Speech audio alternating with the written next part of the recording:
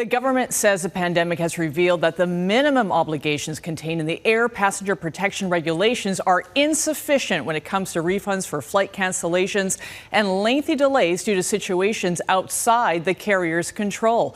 Under the proposed changes being looked at right now, air carriers would be required to provide a refund following a flight cancellation or lengthy delay due to situations outside the airline's control if they cannot rebook passengers within 48 hours of the original departure time, or rebook those who do not wish to be refunded. But the nonprofit Air Passenger Rights Organization says 48 hours is not a reasonable time. Not only does this put passengers at a disadvantage because travel may no longer serve its purpose, but the vague language of the proposed changes may lead to problems down the road, similar to what Canadians experienced with vouchers and refunds during the pandemic.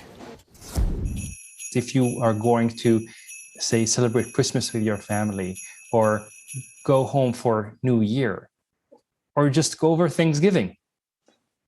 Just imagine someone wanting to go for Thanksgiving. They have a ticket for Friday, and instead they get offered a transportation on Sunday. They arrive, and the next day they can come back.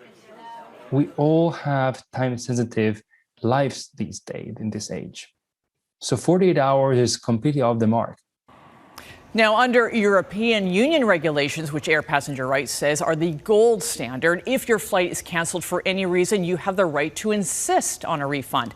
Air Passenger Rights has submitted that the Canadian Transportation Agency amend the air passenger protection regulations to provide passengers with a right to a refund in the event of a flight cancellation or delay of more than 3 hours, regardless of the cause or classification. The CTA says all input received following the publication of the proposed regulations will be carefully considered, and it may suggest adjustments based on this feedback. Once it and the governor and council or cabinet approve any changes, final regulations will be published online. In the meantime, Air Passenger Rights is encouraging passengers to contact their members of parliament and express their concerns over these proposed changes.